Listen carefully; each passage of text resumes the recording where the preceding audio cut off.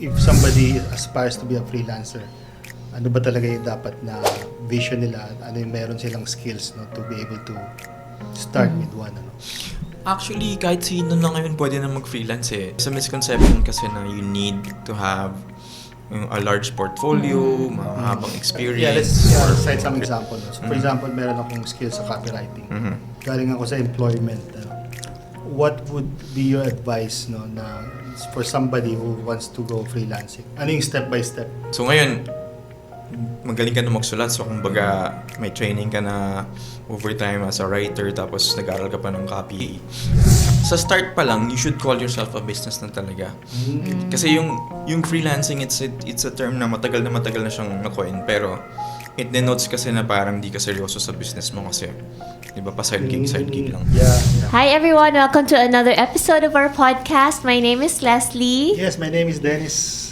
And we have another guest here, and his name is... Another Dennis. Alright, welcome to Playpod. Hello. Hello. Alright. Hi guys. Alright. So siguro sa start, no, I think na-mention na natin, your name is Dennis. Tawagin natin siya sa pangalang Shoden as his nickname. Yes. So what's your story ba? What's your backstory? What do you do now? And later on, let's talk about more details about your career. No? Ayan, thank you guys nga pala, Tokayo and Leslie. Typical naman siya na kwento na parang yung mga normal na mga Pinoy na nag-aaral muna. And then after getting to a point dun sa office, mapapansin mo palaging paulit-ulit na lang yung things. And then, napansin mo na parang, paano kaya akong i-try kung something new? So usually, parang most people nga din, hindi rin ako super early nag-start na diretsyong nag-freelance or diretsyong nag-pursue ng passion kasi maraming Pinoy, like yung conditioning natin growing up, more on oriented towards employment and Correct. parang staying in one company, ganon. So, luckily for me, nung nasa office ako, so I used to actually work for oil and gas. Oil and gas. Okay. So I was with Anong course ba nung college? Physics. Wow. Tapos, Wow. hindi ako nag-graduate. Hindi ko naman sinabing yung course ko yun, pero hindi ako nag-graduate doon. Okay. But still, wow, for you to Pero having the guts to- I actually finished European languages. So Sorry, yung European languages. Oh. So yung French. combination na yun, it allowed me to actually fake my way into a engineering sales role. Kasi yung engineering sales role, German speaking. I see, okay. Para ka makapasok doon, kailangan mo kasi ng engineering na konting math. Background. Oh. Pero kailangan mo makipag-usap in German, yung clients. So fluent ka in German?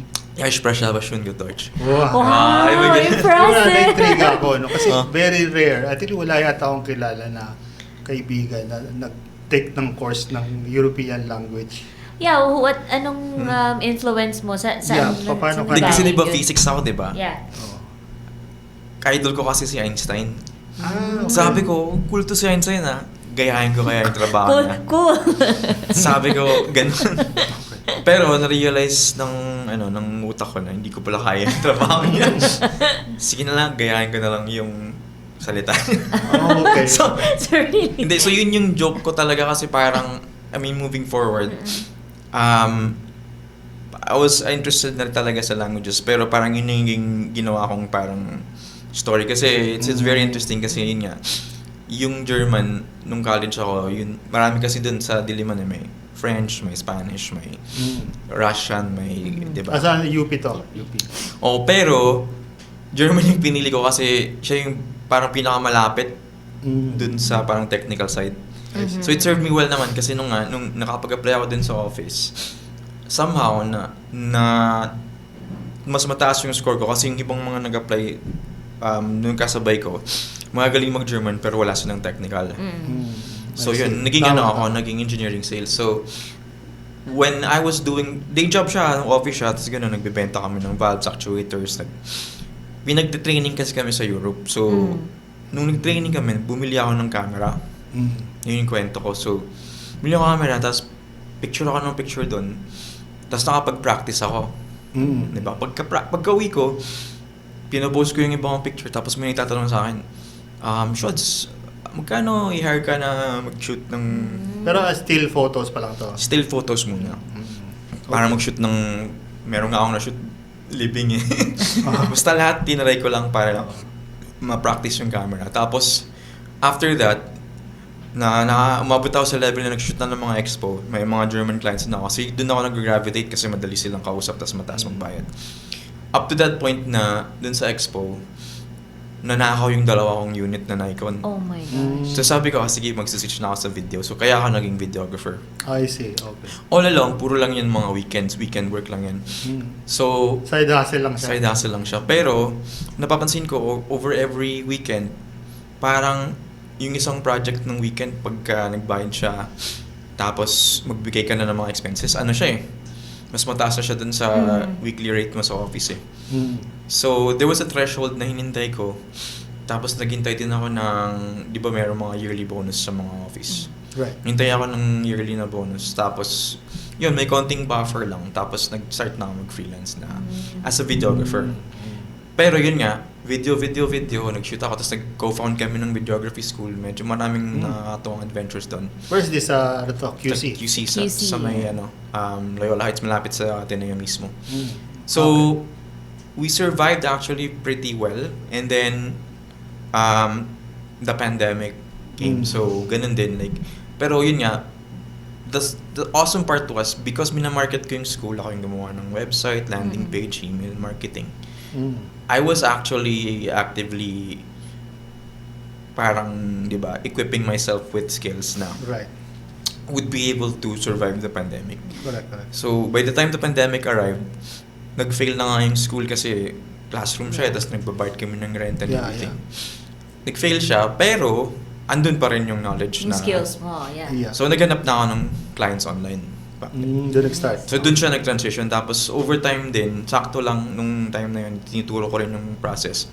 Meron kaming group of freelancers na sinalihan ko para parang talagang to spread the word about Pinoy freelancing. So, yun, that's why I'm sitting here right now with you guys. Yun, Yeah, that's a nice Very interesting story. Yeah, kasi ganun din yung nangyari sa akin ng pandemic eh. So ako naman, we have a software company. We doing like business automations and whatnot. Tapos nung nag-pandemic, ganun, nag-start na ako mag-aral ng paano ba mag-run ng Facebook ads, paano ba gumawa ng website sa WordPress or something like that. Until I came up with the digital course of Business 101. Yung Accounting 101, HR 101. Doon nag-start. Halos similar story na up to now, bulk of our personal income is still coming from that business. Yeah, nice. Ayun. Ayos yun ah. So yun nga yung parang silver lining nung mga nangyari during the pandemic, Yeah. Pero you mentioned you have a tribe, no? So that tribe started in Manila pa din or here na sa... Ano siya, it was actually founded by my friend na freelancer din. So, timing lang din na 2018 na start yung tribe. It's called the Freelance Movement Tribe and it's founded by John Pagulayan. So, taga dito lang din siya sa may Laguna, Cavite, malapit lang din. Yeah. So, I think nasa email list ko si Oo, di ba? si John Malakas Pagulayan. yung marketing namin doon eh. So, sakto, wala pa talagang membership noon. Hindi pa kami malaking group, as in 30 lang yata kami, parang gano'n. That was back then, 2017. So, nag-grow na namin siya ngayon. Ngayong pinaka-latest na batch, I think, 8,000 na. Wow. Wow, that's a Dami. lot. Actually, yan yung lagi ko sinasabi. I'm also into marketing. I have a marketing team with different business units. Pero one of my weaknesses talaga, or hindi ko pa nagawa, is building a community. Yeah. Medyo- Building a tribe. Mahirap talaga siya eh. Kailangan ng maraming tao, medyo kailangan yung culture, tapos yung leadership. So, ano ba yung mga basic na foundational siguro tips na mabibigay mo if somebody wants to build a community or a tribe? Wala ko, hindi ako yung founder guys. Okay. Pero, as part of the founding based on your members, observation. yung malakas talaga doon is pagkakaroon ng vision na sobrang lakas. Kasi yung vision kasi ng founder namin was to have freelancing spoken in the same breath as lawyers, engineers, and doctors. So, yeah. malalim talaga yung hugot doon. So, kumbaga, a lot of people na ganun yung similar aspirations na gravitate doon. Is it to the point na mag-introduce na ng board exam for freelancers or hindi naman? Wala pa naman, pero parang to have the same legal taxes, yung di ba yung right? Wala tayo sa tax. Wala dun eh, wala nakalagay dun eh. Wala rin tayong benefits masyado, tapos pagka nag-apply ka ng loan sa bangko, hindi ka... Yeah, I think it's not really recognized yung hindi pa, term so... na freelancer. Coffee. Oh. Okay, Sorry. nandiyan na yung coffee. O, sige, okay lang. Okay. Kanina ba ko na siya coffee? Sama natin yan sa blooper. Sa blooper. Yeah, So going back, we're talking about yung community, building community. Pero siguro, let's jump na lang muna dun sa one of our main topics talaga is yung freelancing. Ano ba yung, if somebody aspires to be a freelancer, ano ba talaga yung dapat na vision nila? Ano yung meron silang skills to be able to start with one? Actually, kahit sino na ngayon pwede na mag-freelance eh. There's a misconception kasi na you need to have a large portfolio, mahabang experience, or may mga credentials ka na certificates na galing ka pang kung ano-anong school or anong degree. Right.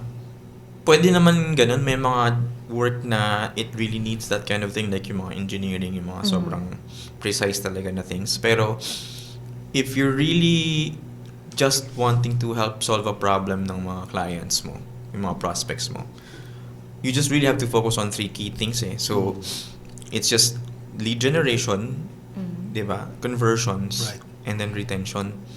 And wala silang pakialam kung may degree ka or may experience ka or may meron ka credentials, as long as papakita mo yung results and alam mo kung paano hanapin yung mga clients mo or i-solve yung pain point nila, then pwede kang mag-succeed as a freelancer. So yun, kaya malaking catalyst din actually yung pandemic kasi many people realized and many people actually accidentally became six-figure earners. Right. Pero among sa mga skills, kasi iba-ibang klaseng skills yan eh. Diba? Meron galing sa marketing, meron virtual, VA ba is considered as a freelancing? Ay, oo.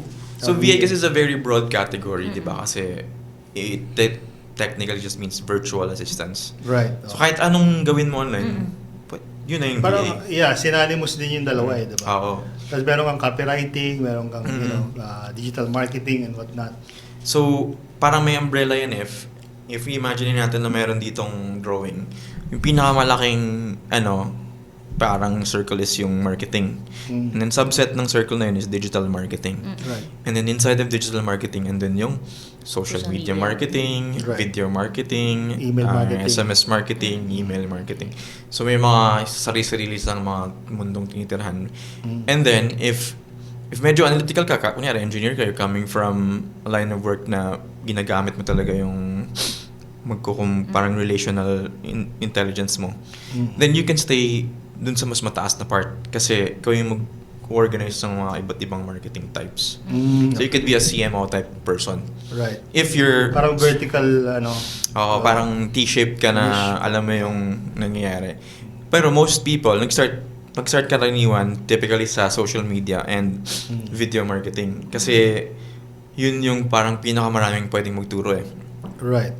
So, email marketing, it's a bit more niche. Andun din yung copywriting, which is also part of, di ba, copy and sales. So, andun yung siya. medyo saturated na talaga? Right now, mahirap siyang, like, I can't really say for certain kasi nagbabago naman yung trends. Pero, ang nakita namin, yung skills mismo, hindi saturated. Kasi yung skills na yan, forever talaga siyang kailangan. Like, Yeah. social media or video editing, let's say, di ba, video editing. Lahat ng mga markets, pwede mo siyang i-offer eh. Correct, yeah. Diba, social media. Pero yung parang, nafe-feel lang ng mga, there's a perception na it feels saturated kasi yung mga tao, they're marketing their parang services dun sa mga parang, let's say, platforms na sobrang a dime a dozen sila. So if you show up on Upwork, libo kayo nandun eh. Kung mag-start ka pa lang, ma-feel, libo kami nandito eh.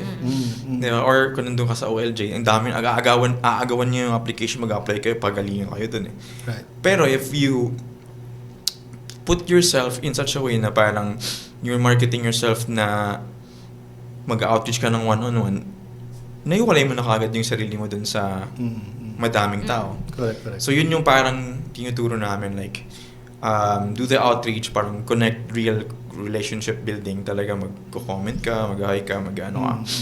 And then, hindi na nila isip, mawawala na sa isip nila yung mga platform kasi ikaw na yung totoong taong nag-reach out sa kanila. Right. So there's a saturation at what you said that's hindi siya mali or hindi siya tama. Pero depende yan where you really are. Kasi you will feel that saturation if nandun ka sa maraming... Siguro, let's cite some example. No? So, for example, meron akong skill sa copywriting. Galing ako sa employment. What would be your advice na for somebody who wants to go freelancing? Ano yung step by step? Uy, okay yan. So ngayon, magaling ka na magsulat. So, kumbaga, may training ka na overtime as a writer, tapos nag-aral ka pa ng copywriting. So, you're actually selling parang the art of sales in print, di ba? Right. Ngayon, you're still doing work, nasa corporate ka pa. So, saan ka na corporate? Ano yung... Kasi nasa marketing department ka, you're doing digital marketing. For what company? Say you are in an e-commerce business, retail. Yeah. So yun, ang first mong pwedeng gawin, syempre, do what is the easiest na path of least resistance. So analyze your network first. Mga kaibigan mo, yung mga clients mo. So yung clients mo na yun, usually, if you want to go parang solo na, nandun ka na sa company, di ba? If you want to go solo, yung ginagawa, di ba, ng maraming consultant na, nagsasabi sa mga previous clients nila, nga pala, magsusolo na ako. Right. So I'm starting a new, parang I'm going to become a solo freelancer or a solo, I would say, consultant, para mas maganda yung dating. Solo consultant copywriter, and I know that we had great work during this project that we had where I was able to work with you guys and we were able to achieve 653% on your campaign. Yeah. I would love to do this for you, but on a different capacity as a solo consultant. Yeah. Boom. Do you know anyone who... So kung meron kang listahan ng ganun, di ba? Kung masinop ka naman, may file ka na. Yeah. Yan yung first initial client list mo, client base. So you go to them and automatically, pangalawa, ask agad for referral. So, hindi sila lang, pero do you know anyone who could use this kind of parang achievement as well? So, i-frame mo siya na right. Parang hindi, it's a high note kasi they enjoyed working with you, tapos do you know someone who also wants to have the same result? Right. Malamang, sila gusto rin. That makes sense. So, I have a question though. Like, let's say I'm a fresh graduate. Do you suggest that I would go through employment first before I jump into a freelancing career? Or can I go straight to freelancing right Ganda ng away? question ni Leslie. This might sound not so popular, pero I would say yes, mag-work ka muna sa corporate. Because there is a lot of value in learning about how a large organization works. May sa sariling dynamic kasi yung mga startups, like konting like pivot lahat ng tao 15 yung roles versus looking at the well-oiled machine that has survived years of changes, years of political, 'di ba, na mga nangyari sa. So pag nandun ka sa big company, you learn how ganito pala yung bureaucratic process. Mabagal sila mag-move, pero kapag nag-move sila, ganda ng parang ang laki ng parang sweeping global ganun, may ganun. So if you're part of that, you get to experience a slice of parang thinking na ganito pala what it feels to be in a big company. So typically yun nga, kung siniswerte ka na ganun nga, you were able to work like that, that's great. Tapos paglipat mo, pag magsusolo ka na or you're joining a small startup or you're forming a small team, meron kang precedent, di ba?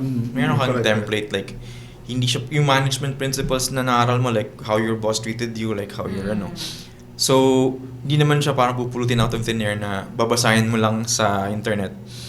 And then you're a great leader na. So, hindi naman siya ganun eh. So, yun yung suggestion ko. If you're in such a position na kaya mo mag-ganun. Pero, marami sa atin, like yung, di ba, hindi lang talaga nagkaroon ng chance na mag-work sa mga large companies. Then, that's also a good thing. Like, meron din actual value ng not knowing kung ano yung mga protocols kasi hindi mo alam kung ano yung mali.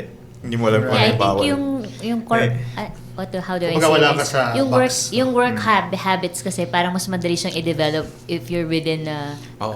like a corporate setting, for At saka example. somehow meron kang magigain na confidence kasi some certain kind of confidence level pag galing ka sa corporate. Alam mo rin yung ins and outs ng corporate life. Yeah. Kasi yung mga gigantic na mga companies, freelancers lang din naman sila dati. Like, let's say Apple, di ba? Sila Jobs, nakakuha lang naman sila ng project. Correct. Contractor lang sila, nakakuha sila ng project na gumawa nito. Uy, o di kami na. So, yun, lumaki na sila naman. Di na sila freelancer. Right.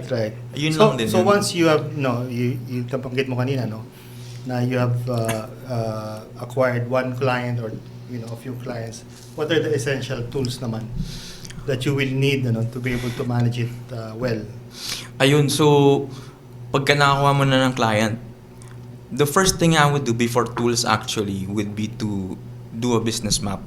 Yung map, imamap mo yung lahat ng nangyayari sa business mo. So, how do you do lead gen? Like, isusulat mo how it works. So, this is where, kasi meron dyan part na, di ba, medyo dumadami ng clients mo, meron ka ng overwhelm dyan ng konti. Right. So, before that starts to become unmanageable, mag-start ka na mag-document ng business processes mo. Lead gen, tapos service delivery, tapos, di ba, retention, tapos yung referral system. So, kung kaya mo sa lead gen, this is you slowly actually trying to take yourself out of the equation. Kasi, pagka yun nga, dumami masyado yung clients mo, magbo-burnout ka tapos mawawala rin. So yung tools na ginagamit, usually nga, tools din na pang tulong sa'yo na pag-manage, pag-get ng clients, Automation tools to. So these are tools like, for example, getting them on a call, lead gen yun. So, a calendar tool, yung Zoom, yung mga call apps natin na ginagamit, Skype, yung mga ganon. Tapos yung CRM, syempre, we need customer relationship management tools para ma-track natin yung nangyayari sa customers. Anong CRM ang recommended? So, ako personally, ang ginagamit ko Contact Out. Tapos, si Contact Out kasi lead gen siya, meron din siyang CRM sa loob. Pero, it can be anything na comfortable. Kasi wala siyang hard and fast rule na kailangan talito. Kasi dami, Soho, Zendesk, daming mga... G-Sheet. Tas HubSpot, G-Sheet. So, ang dami-dami sobra, hindi ka dapat mabog down doon. Ang importante, meron kang system May na something, nag-work sa'yo. So, after ng CRM, kailangan mo syempre ng service delivery. So, in my case, dahil video ads yung ginagawa ko, meron kaming subscriptions to Premiere Pro, Canva, yung mga pang-deliver ng service. Right. So, meron kaming subscriptions to yung nag-ano ng mga subtitles, diba? Yung basta mga collab tool, what they use, like Trello. So, Frame.io, ganun. Frame.io pang-annotate ng videos with clients. Right. So, it really depends. You can go into the weeds with that, pero ang pinaka-essential talaga is, again, similar to what makes your business work. Lead gen, conversion, and retention. So, yung retention, nandun yung mga service delivery. So, yun, yung conversion naman, yun yung mga pag-send ng proposal, di ba? Yung ng getting paid, andun yung mga payments. So, PayPal, you have TransferWise or Wise. Tapos sa Pilipinas, yung mga bagong upcoming na mga Okay. Yeah. Interesting. So, okay, one question, as a freelancer kasi at times, I don't know really what's happening now. Meron kang natitempt ka ngayon na also get a freelance to help you out. Is that like a practice now, or pag ba nag-delegate ka ng something to another freelancer, hindi na freelancing yun? It's already a business. So, yun nga, that's actually, sa start pa lang, you should call yourself a business na talaga. Kasi yung freelancing, it's a term na matagal na siyang na-coin, pero it denotes kasi na parang di ka seryoso sa business mo kasi, di ba, pa side gig lang. Yeah. Pero if you treat it as a business, yun nga, may taxes ka, nagbabayad, ka, seryoso ka, then para sa'yo, you actually are still freelancing in the sense na ikaw yung pipili ng client mo, pero it's also an agency. So meron kasing freelancer na goes the agency route, meron din na goes the solopreneur route.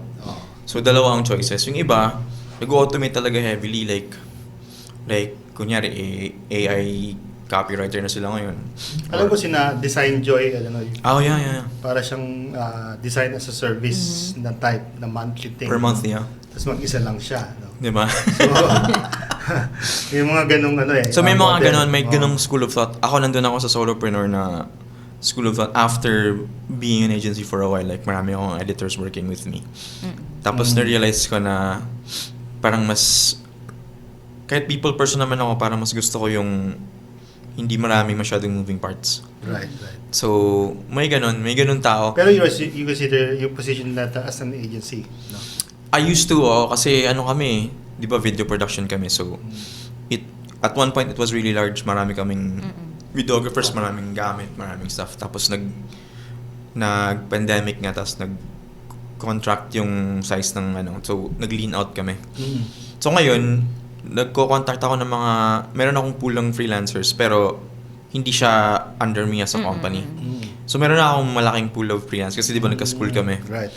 So, ang dami nun na pwedeng mag-work. Tapos, Si Shoden palang madaming pool ng freelancers na pwede. content creator. Dami nating project video. actually. But anyway, so going back lang dun sa story ng copywriter. So yes, nakakuha na siya ng local clients. Meron na siyang tools. When is the best time naman to tap yung siguro yung scale? Best time to scale and tap the customers abroad. No? ayun, so you can actually go direct abroad. Pero, kasi yun nga yung arbitrage ng peso sa dollar, maganda, appealing talaga, di ba? May mga small businesses kasi abroad na for copywriting that ibang-iba sa mga copywriting needs dito. Kasi sa Pilipinas, hindi nga masyadong alam yung copywriting, di ba? Right. So, marami akong kilala, at least in my circle, na dumidiretso abroad. Pero, hindi rin nila alam na may pera din talaga dito sa copywriting or even any project. Basta, nandun ka lang sa higher end ng market. So, in your point, kung lilipat man sila, typically, yun nga, the thing to do, kung okay na yung processes mo, alam mo na yung paano nangyari yung copywriting, di ba?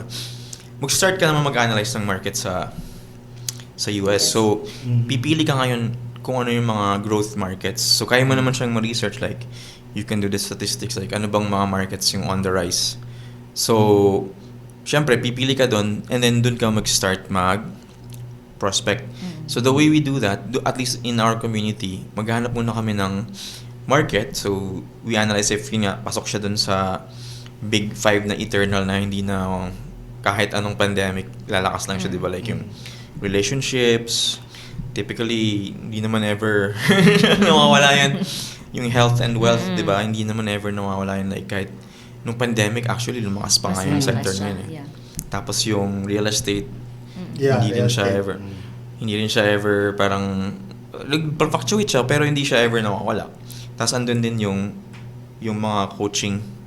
Kasi forever people will really need parang coaching pa din, at least as a business. So magkakaroon ng demand for people who need help kasi palagi naman tayong nag-go for professional development. Tapos yung fifth na nakikita namin historically na nagpa-perform ng mataas, yung tech. Okay. So the tech sector, like yung mga SaaS, yung mga app development, ganyan.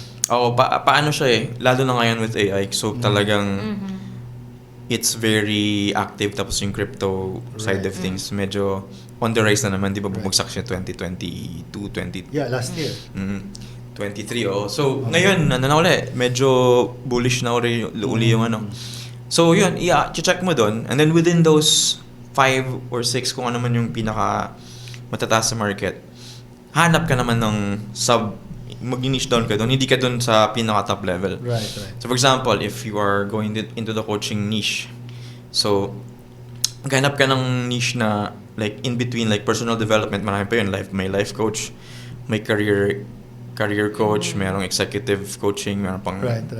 Diba? Pero how do you tap them? May platform ba na gagawin? You DM them? So, yung ginagawa namin sa outreach, yung sabi ko kanina sa'yo. So, you want to, ito yung parang strategy na gusto kong ituro sa maraming tao. Like, you want to go to the part of the market na pinaka-premium, yung pinaka-elite. Kasi same amount of work yung gagawin mo for them. Correct.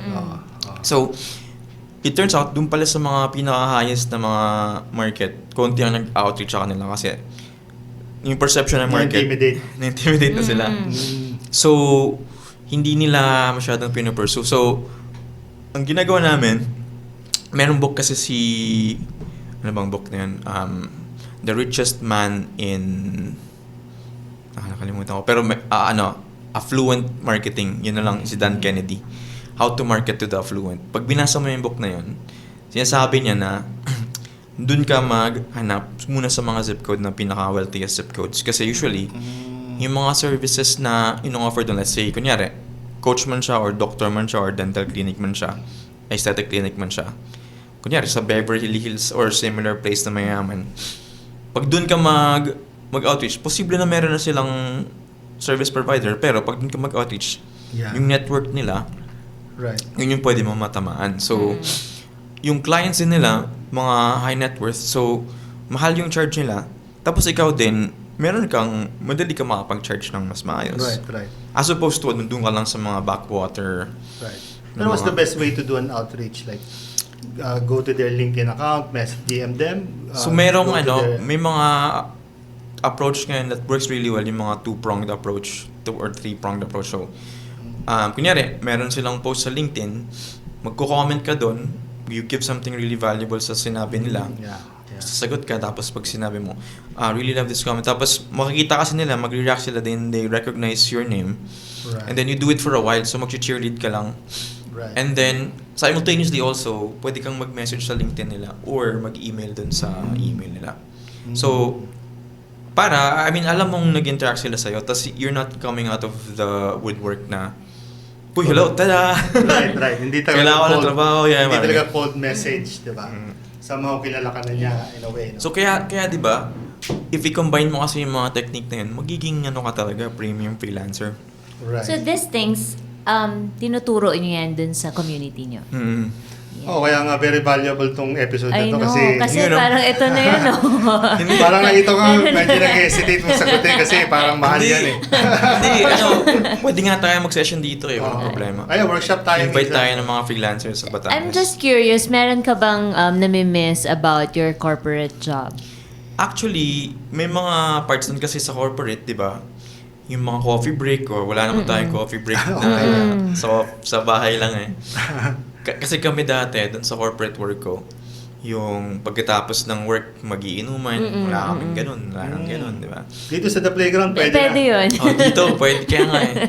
So, best of both worlds siya na pwede kang magganito, pwede ka rin sa bahay lang. Kasi meron din magandang peace dun sa, mag-work ka lang din eh. Correct. No, which leads me to the question kasi yung pros and cons of being a freelancer. Can you share with us kung ano yung mga at least may idea na tayo ano yung mga pro, pero yung mga cons, ano ba yung mga naiisip mo? Kasi yun nga like what I shared kanina, it's usually the social aspect that suffers. If you are a pure freelancer na working from home, maayos nga yung income mo, okay nga yung family life mo, like nakaka-interact ka naman sa kanila palagi. Yung thing lang dun is because may isolation siya, this actually can affect your health. Hindi lang pala siya parang wishy-washy lang na notion. Joke lang yan. Nag-emote lang yan. It's actually been documented. So, I've even read a book about it, yung kay Vivek Murthy, na mag-a-appear dito. Yes. Sinag-edit na. Pinahirapan mo Hindi, ang ganda ng book na yun kasi sobrang niya. Pinakita niya kasi yung link, may totoong link na, alam mo ba ito kayo na, ang kasabihan na when you die of a broken heart, totoo palang nagbe-break yung heart mo. Really? Oo, kasi yung... So talagang yung nagte-tear talaga yung... Merong doon, yung parang ventricle something na merong nag-rupture na part. Kasi yung author kasi ng book, Surgeon General siya ng US nung time ni Obama. Tapos, siya, Indian descent siya, pero yung uncle niya, doctor din. Tapos parang uncle niya yun, na namatay yung wife ng uncle niya. Tapos, in-autopsy nila eh. So, alam nila yung nangyari na broken heart, tapos namatay din siya shortly. Literally, totoo pala yung akala ko, Hello, shit, Pero totoo. it's really evident naman talaga during the lockdowns, di ba? I mean, even as sa family, may mga nagkaroon ng mental health disorder because of the isolation. I think one major thing dun yung sunlight di ba? I mean, of course, yung social life, yung sunlight din, pag hindi ka lumalabas ng bahay. Oo. Very Pang-regulate depressing yun eh.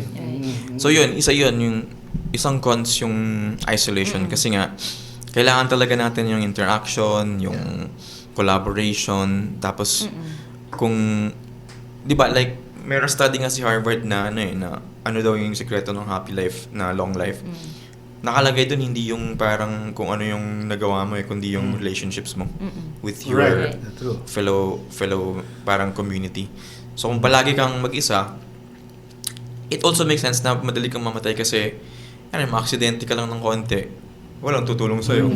That's a very pragmatic na nadulas ka, wala kang tutulong sa'yo Pero on a deeper level, ano daw yun like, meron din sa book na Blue Zones. Kasama nila kung ano yung parang isang... very dahil mo nababasang libro, Wala akong may isolated kasi ako. May time ka pa magbasa ng books. Hindi, sa Blue Zones, sinasabi doon, isang reason daw kung bakit makababuhay ng may mga specific places. Okinawa, sa France, meron regions of France, tapos meron din sa Brazil at Portugal. Isa doon is yung parang nila, yung relationship nga. And then also yung reason for living, yung sinasabi nila sa Japan yung ikigai. Kasi parang pagka meron kang reason, kaya daw yung mga nagre-retire, bigla na nagkakasakit. Yeah, true. Yeah. Meron din akong documented na ganyan yung uncle ko, na farmer talaga, as in nagfa-farm. Nung nagkaroon kasi siya ng, parang na siya 80s na siya. Nagkaroon kasi siya ng problema sa tuhod, so hindi siya makalakad ng maayos. So pinilit na siya ng family niya na hindi na mag-farm. Tapos shortly after, marami na siyang sakit na dati naman wala siyang mga ganun mga sakit. Grabe. Yung sinasabi ko sa yung kay Andrew Huberman, yung podcast niya. Sa Huberman na Labs, pag if yung stress level kasi, or may certain stress level kasi na healthy, because yung immune system niya is nare-regulate. Na-prime. Ngayon, pag mababa yung stress level mo, yung immune system mo bumababa din. So that's one of the theories kung bakit pag retire. So dapat yun may reason ka pa rin. So yung iba, yung dun sa mga blue zones, nagga-gardening sila ng manual, meron silang socio-civic na ginagawa sa community, meron silang passion project. Right. Yung mga ganun. So, yun. Yeah. Pero okay, sige. So going back lang again dun sa copywriter, no? Nandun na naman tayo sa copywriter. Iko-post ko lang siya dun sa question na I think even sa mga trending videos ngayon, issue to sa freelancer, yung paghihigpit ng BIR. No, so ano ba yung mga basic government compliance that they should know about? Dapat talaga you should educate yourself kasi meron perception kasi sa mga Pilipino. I was also one of these people na had this notion na yung taxes ko, hindi naman siya ma-utilize na maayos I would rather donate it to yun sa mga orphanage or mga kasi mahilig kami mag-outreach. Mag-ano kami ng mga bata, bibigay ng school supplies. So ganun yung thinking ko before. Pero yun nga, it's better if you comply na lang din kaagad. Kasi meron ng nag-start na maging favorable may mga recent changes kasi na naging favorable na yung tax system for freelancers. Meron yung yung 8% na flat. Maganda yun So, hindi ka na mag-itemize, hindi mo na lahat nalagay. Simplify niya yung... Basta hindi ka lang lalagpas ng, I think, 3 million na 3 million, Ano ka na? Parang 8%. 8%. So, yun yung pwedeng gamitin ng maraming freelancers. Right. Kasi, na siya, it will help with your loans. It will help with your travel, yung mga visa.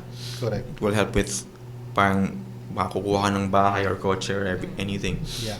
So, yung paghihigpit, tingin ko kailangan din talagang maghigpit kasi madami talagang ayaw ayaw mag-comply.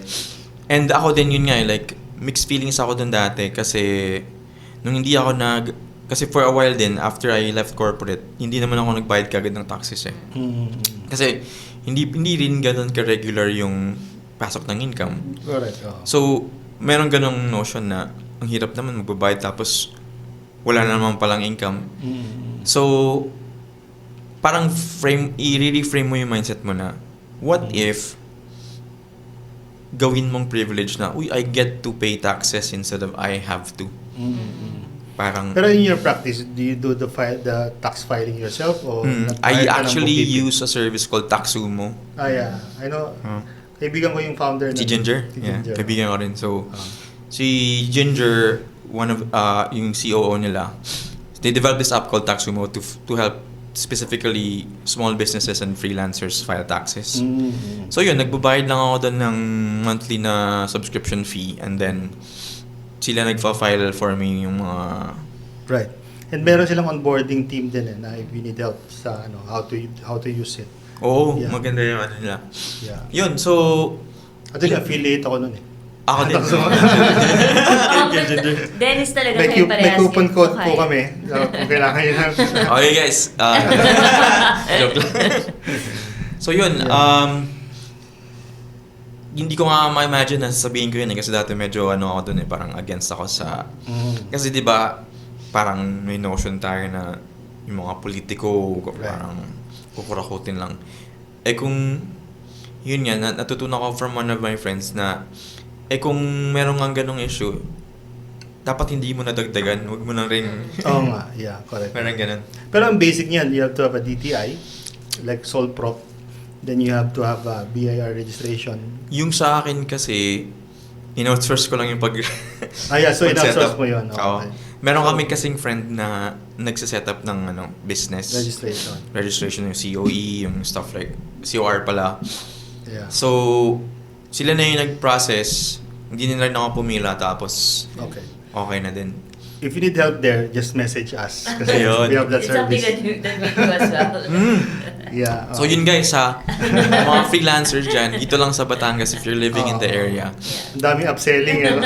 Meron dito, hindi na kayo lalayo. Tapos, kapag nagpa-set up kayo, kinato kayo tsaka Leslie, meron daw free na co-working kahit ilang oras. Half day. Half day yun guys. 4 hours yun. Pwede niyong gamitin. Ayos, dami agad campaigns na nabuo na promo. Okay. Yeah, yung copywriter, sabi mo, like sa akin. Okay. Sige, let's talk about naman yung mga experience na freelancers, no? Like yourself, no? Ano yung mga common pain points now dun sa nyo ngayon, sa sa career nyo ngayon, no? Sa industry. So marami naman actual na pain points kasi nasasagap namin dun sa mga forums namin. Meron 'di ba yung sa page ng group. Marami yung mga ask help questions. So usually centered siya around service delivery kasi marami naman talaga na galing sa corporate, iba yung technical know-how nila. Kailangan lang nilang i-translate into experience dun sa bagong field. So kunyari, if they're learning about copywriting, may mga questions sila dun na pagtatanungan. So for example, very specific, meron dun nagtanong na hindi naman sa copywriting, web design naman. So may mga anybody here familiar with this plugin na how does it kasi pagka ginawa ko to, it gives me this error. So yung group namin medyo it's large enough na may masasagi doon na ganun yung ginagawa. And pwede makapag-offer ng advice. Pero yung pinaka-common na questions usually, so dahil nagko-coach ako dun within the group, typically centered around finding and getting clients. Kasi ganun yung spread ng group namin like there's a large spread. Ang pinakamarami doon are people who are starting out. Tapos mas konti yung mga established. So yung mga nakakuha ng mga first clients nila, yun yung tinuturuan namin na magkaroon ng premium client. Yung bang tribe nyo organically nagiging marketplace na rin siya for different skills? We refer each other. Kunyari, may mga naghahanap. So nagpo-post kami ng mga job openings doon or mga opportunities doon. Or project opportunities. So collaboration. Minsan may mga iba doon na nagiging agency partners. So kunyari, yung isa malakas makapal yung mukha. Parang ganun. Yung isa magaling sa dev. Hindi marunong mag-market ng sarili pero skilled talaga. Okay. So partner sila tas isa yung magko-close for that dev. Right. So parang nagiging siya mini Upwork, Fiverr. Parang ganun pero nagmi-meet up kami. So every year meron kaming parang anniversary, meron kaming dito sa may Club Balay malapit. How to join the community? Pwede kayo dito kung gusto niyo. Pwede Mga actually. small, Meron actually dito sa Lipa. Around 30 plus kami, kaya nga bala kong dalhin dito yung group para lang yung alam mo yung 'di ba sa startup scene na yung gabi sila nagmi-meet tapos nagkukwentuhan sa mga fail nila. Yeah. 'Di ba? Hindi ko kasi pwede sabihin kasi medyo mura kasi yung yung pangalan ng event. Pero siya, nagsasabi sila ng mga failure nila para hindi nagayahin ng iba. Correct. Tapos pagkatapos nagiinuman sila, meron doon beer sa Okay. dulo ng event. So, yeah, we can do that here. Pwedeng ganun. Oh. So, paano join How to ng join community? the community? Meron kasi kaming free community page, the Freelance Movement Community. That's in Facebook. Oo. Hanapin mo lang doon. We're currently actually launching ngayong first week of Feb, itong coming week, mag-open cart.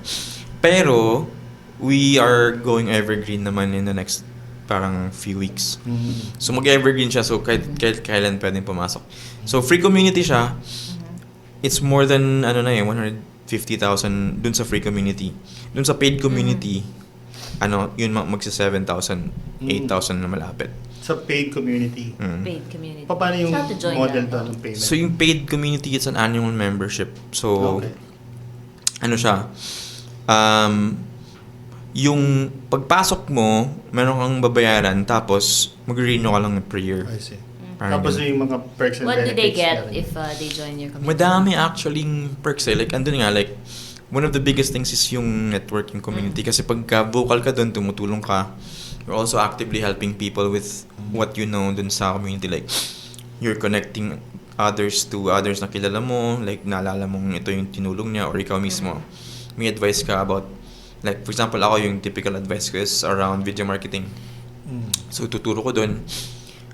People will actually tag you kung ano man mga mga opening kahit saan. Kahit hindi doon sa group, even outside of the group, like, pag may makita sila. So, that's one benefit. Tapos, yung benefit doon, meron pa kaming LMS na yung learning management system where yung doon step by step paano makakuha ng Self-paced client. siya. Self-paced. Self-paced siya, pero meron kaming accountability na assistant. So, I see. Okay. sa current setup namin, we want to mini-measure kasi namin yung move-up rate. Kumbaga, meron kaming tool na custom-built na na tina-track namin kung anong stage ka. Tapos, kung pinanood mo na yung video sa loob ng LMS, kung na-complete mo na yung lesson. Para siyang may pagka-thinkific na local na baka maging solution din siya in the future for other companies. Pero ngayon, lang siya, proprietary lang. Right. So, yun Locally yung developed na... may developers na nandun na. Kumbaga, native na sila sa group. Sumali muna sila as members. Tapos, Pero yung group na to, Facebook group to? Or... It's a Facebook group, but it's also parang a real, org, parang ganun. Right. Yeah. It started out as a Facebook group, yeah. I'm curious, ako kasi like ang notion kasi pag freelancers mostly nasa Upwork and Fiverr. Oo. So, would you advise ba na as a freelancer, that's one take na pwede nilang gawin? Oo naman. Path, I mean, okay naman din talaga yung Upwork. Doon talaga maraming simula. Ako din nakakuha ko before ng project sa Upwork. Pero, yun nga lang, there are specific challenges na unique dun sa mga marketplace type of of finding gigs. Kasi kapag ka nandun ka, yun nga, you have to stand out in a sea of other freelancers. Pwede ka naman pa rin mag-stand out. Meron din naman mga techniques na tinuturo. Pero, it's typically harder nga. Kasi kumbaga, yung burden kasi ng client is mamimili na lang siya eh. Kaso, ang nakalagay kasi sa Upwork, nakalagay yung rate mo. Yeah. So ngayon, ma-fixate yung prospect na, so yung factor pala is price. Right. Kasi nakasulat dun eh. Yan yung default nilang behavior to compare the price first before the... Yan yung principle kasi ng marketplace talaga. So, Fiverr does that, OLJ meron din ganun. So, sila nagsiset. So, ang mangyayari, isasala ka based on that standard na ito yung price ko, this is what I'm hiring for. And if you take it, good. If not, ganun. Sorry. Pero yun nga, if you... ibang perspective lang yun na in-offer namin na if you actually go about it na magkikipag-usap ka, yung simple act lang na magkipag-usap ka na maganda yung yung setup, na meron kang process na magko-call kayo, tatanungin mo, i-diagnose mo yung mga problema niya. Tapos iisipin mo kung kaya mo ba siyang matulungan o hindi ka magko-close. Doon pa lang yung experience pa lang is very premium na like masasabi nila, uy, hindi ganito yung mga nakakausap ko. So may advantage ka dun. Yeah. So iba yung approach mo in terms of responding to them. Oo, kasi like for example, take yung skill ko, video editing. So dahil galing ako sa video na work, yung automatic kong naging online skill was video editing. Hindi naman pwedeng bitbitin yung filmmaking sa online, di ba? So yung video editing, anybody can do it. Pero yun nga, coupled with parang good choice ng market, tapos good choice ng positioning, kaya mong gawin, like kahit gaano ka mundane pa yung skill ko, hindi naman outstandingly world class na editing yung kaya kong gawin, kasi kahit sino naman pwede kong turuan or kaya din nila. Meron mga instances where clients in the crypto space, meron akong naging client na coach dun sa crypto space, tapos meron din client na nandun sa mindset performance coaching. So dun sa kanila, meron dun isang video lang na pinapa-edit, parang 10,000 pesos kagad, 2 minutes lang. Tapos wala siyang, hindi ka mag-iisip, tatanggalin mo lang yung mga ganun. Really? ganun lang. Wala yung mga B-rolls and mga Hindi mo na masyadong kailangan kasi nakasulat na eh. Meron silang script, tatanggalin mo lang talaga yung mga mali. Mga fillers, yeah. Tapos meron nga one time na nagpagawa lang, parang gusto niya lang kasi ipadikit niya mukha niya. Gusto niyang gawing meme, gusto niyang yung meme na nagbabaril ng dollars. Yeah. Pero gusto niya yung mukha niya. Pero dahil nasa crypto nga siya, nagbayad siya ng... Hindi nga ako nag-work doon kasi pinasa ko lang din sa editor ko, bro, gawin mo. Sa kanya naman, dali lang yun, ilalagay mo lang. So mataas na nga yung bayad dun sa editor, tapos para sa akin laway lang. Right. So ganun, anybody can do what I did. Yun nga lang, yung difference was, naghanap ako ng market na on the rise. Tapos naghanap ako ng nandun sa medyo mataas yung parang sa kanila yung binabayad dito, hindi na, parang joke lang, parang ganun. Yeah.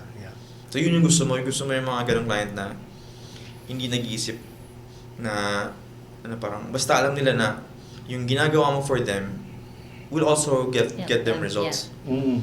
Correct. Diba? Kasi yung meme na yun, joke niya lang yun, pero ang daming natawa, ang daming nag-comment kasi timely. Tapos may mga nag-enroll sa kanya, yung course na $2,000 eh. Oh, wow. Yeah. Nice. So parang, di ba, like, kung alam mo lang yung relationship mo, like how you position yourself na, kahit yung ginagawa mo, feeling mo hindi ganun kahirap, pero you're driving result, it doesn't matter kung ilang oras mo siya ginawa. Correct. Kung 0 minutes man lang yan or something. As long as nakatulong nga siya. Yeah. Saka yung value that you provide, So parang yung sa copywriting din, yung sabi mo kanina.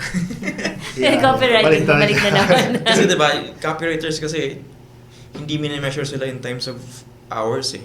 Minimeasure sila in terms of kung ano yung generate ng sales dun sa clients nila eh. So, pakiba ni client kung gumamit ka ng ibang tao or diba, nagkano ka ng AI or something. Basta, kumikita naman yung business niya.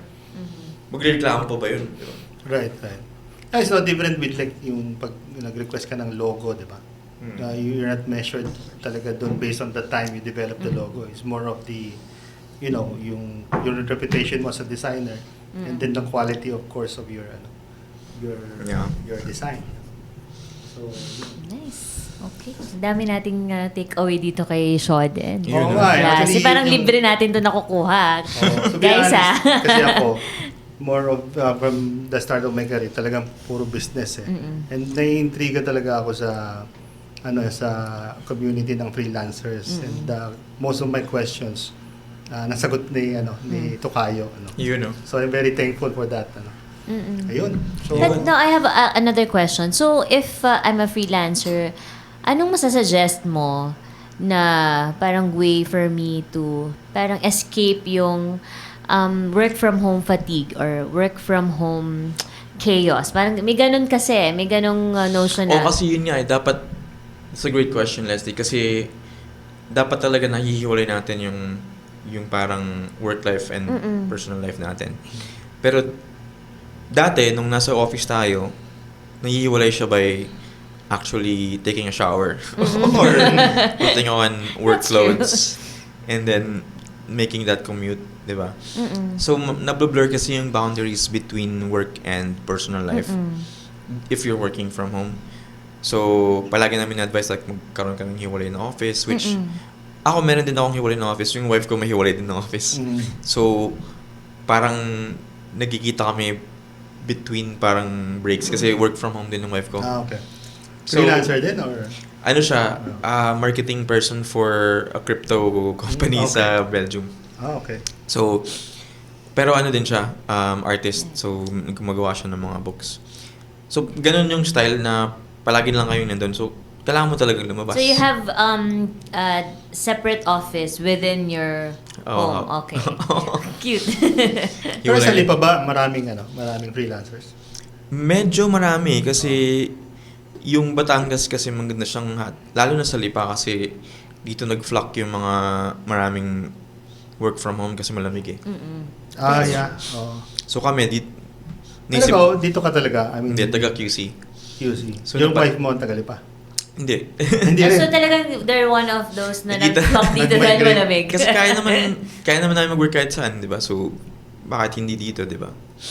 So napunta lang kayo dito just because... Wala lang. Wala kayong any relatives here? Dati wala, pero andito na yung mga sisters ng wife ko. So lumipat na rin sila. Kasi Lipa is really a good place to, live in.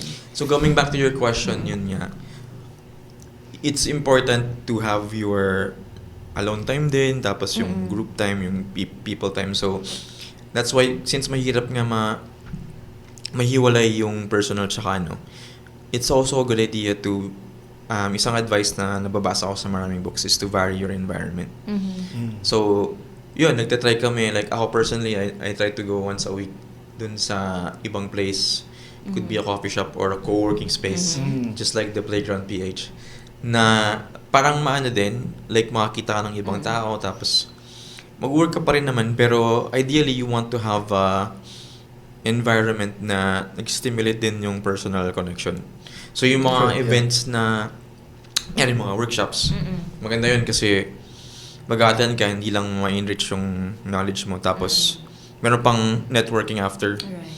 So yun yung mga hinahanap ng mga freelancers para magkaroon ng healthy balance. So syempre, kahit ka naman pwede mag-work from anywhere, you also need, yun nga yung mga, di ba, pwede ka naman mag-relax or mag-beach. Which is meron din sa Batangas, kaya rin sobrang siya, ideal siya. So yun, halo-halo. So, find na community na pwede kang magkaroon ng significance yun sa ikigai na parang magkaroon ka ng reason na parang mag-work. Hindi lang pure work na pera-pera lang. I-vary mo yung situation mo, like, in a week at least kahit pa paano lumabas ka rin. So, rin, eat out or travel, socialize. Mag-workout. The other day, di ba sabi mo, magpupunta ka sa gym. So, so yun, parang din yan. important din yung workout or physical activity like yung ginagawa nga doon. Like, para lang may rin yung parang health mo rin. Rin. So yun, marami siyang factors. Pero, again, yun nga, yung parang end of the day, yung humans, hindi tayo naging ganito just by becoming parang loners. Yeah. Nag-progress tayo over other species kasi nagkaroon tayo ng... Yeah, we are social animals. Nagkaroon tayo ng social contract, nagkaroon tayo ng agreement na mag-cooperate. So, pagka nawala yun, lumalabas yung mga symptoms. Correct. Marami kasing nag-claim na introverts daw sila, di ba? Kaya gusto nilang mag-isa. So, pero, in reality kasi talagang kailangan mo ng social life regardless kung introvert ka or extrovert. So, marami na lang studies kayo na lumalabas na pwede ka na maging introvert pero hindi mo necessarily kailangan na maging Isolated. Isolated. Kumbaga naubusan ka lang ng energy pagkatapos ng interaction. Kailangan mo na mag-recharge. Right. Ganun. Okay, meron ka pang questions? Yeah, actually, yun lang. So, very valuable episode. Dami kami nakuha ang information. Siguro, just to end this, baka may gusto kong i-promote. Actually, wala naman akong gustong i-promote. Ako yung may tanong sa inyo. Ano pa ba yung mga services nyo dito sa The Playground? Ayan, maganda yan. Yun. Doon pa, ano na tayo, Nag-turn na yung nag-switch na. Sige, ikaw, siya yung Go ahead. siya ang ambassador ng The Playground. Your turn. Well, yeah, that's a good question. Kasi aside from the co-working space, ang main service talaga namin dito is parang shared services. So we do bookkeeping, we do payroll, we do digital marketing, app development, website development. So kumbaga, small businesses can actually inquire dito para i-manage yung books nila Yes. or magpapagawa ng mga apps nila. Right. So, for example, you're a startup, di ba? Ang common problem kasi ng startup, yes, meron silang product, meron silang idea, etc. Pero yung some aspects of the business, especially yung tax compliance, yung accounting, yung payroll, wala silang idea on how to do it. Oo, tama. Di ba? So, doon tayo sumusuporta for those pain points na mga Nice. startups and small business. So, yeah, that's basically it. And then, Of course, the co-working space. just to add, Because, yeah, we wanted to serve naman the freelancing community. You know. So, yung mga small business owners na parang they have a place, parang a place away from home. A playground. A playground. Away from home, away from the office, but somewhere in between. So, yeah, it's the playground. It's our co-working space here in Lipa City. So, Yeah. parang playground siya for and then for all nagla-line of up na us. rin kami ng mga events like workshops. Nice. Actually, nag-try na ako 2 weeks ago. 5 slots lang sa accounting workshop. Okay naman. Saan? Dun sa... Dito sa Conference room. So, bagay nga yun. Ano naman, nakuha naman natin lahat ng slot. Tapos, nila-line up lang namin para medyo strategic yung natin. And also, we yung wanted to series. make it more intimate lang. Kasi Yeah. parang personalized kasi yung approach natin when it comes to workshop. Yeah. So, kaya very conducive yung ating conference room for Pwede that yan. event. At saka nag-invite din tayo ng speakers Kung later on, kung may mga topics like you, Yeah. gusto mo mag-conduct ng workshop, feel Pwede. free to let us know. No? Sige, So maganda we tayo. can, Mag-workshop kami tayo. yung mag-host and then you're the speaker. And then, yeah. Yeah. Ayun. Diba? Alright, so paano ka ba nila mako-contact? So they need your help about anything about freelancing? So actually, sa Facebook page ko na lang, pwede niyong ipanapin ng Shoden San. Kasi nga yung joke, di ba, akala ng Japanese. So, nilagyan ko ng San. Tapos, Pinanindigan mo. Oo. Pinanindigan niya na. sobrang pinindihan ako, nag-aaral na rin ako ng Japanese. Oh, wow. So, multilingual ka na talaga ngayon. So pagka, Japanese ka ba? Tapos sinasabi ko na, Hajimemashite, watashi wa Shoden desu. Pati yung hairstyle mo, Oo, parang kasi Ah. para may tatawa na naman sila. Nag-backfire nga lang dun sa boss ko sa company, sa engineering sales, kasi Japanese siya. Nagpakilala ako in Japanese, tapos di niya na ako tinantanan. Talaga. Japanese ka na the whole time. Yun yung mga anecdotes na gusto ko rin siyang mangyari sa akin kasi masarap siyang ibakon eh. Yun. So yeah, Shoden San. Or, nag-start kasi ako ng bagong brand of parang, wala lang, email list called The Work Fun Home Pinoy. So, andito yung, makita nyo dito QR code. The Work Fun Home Pinoy, it's all about Fun home. yung mindset of working from home. Pero may twist lang, working fun home. That's nice. Para, ano siya, you don't have to suffer yung mga isolation, yung loneliness. And para din, meron din sort of smaller community within that na nag-share ng ganun, like, na-appreciate nila yung working from home. Pero, at the same time, ano pa rin, lively pa rin. Right. Yan. So, yun, visit nyo lang. Yeah, okay. May ganun na. Alright, thank you so much. Alright, let's wrap it up. Thank you. Thanks, guys. Yeah, thank you so much. Bye-bye.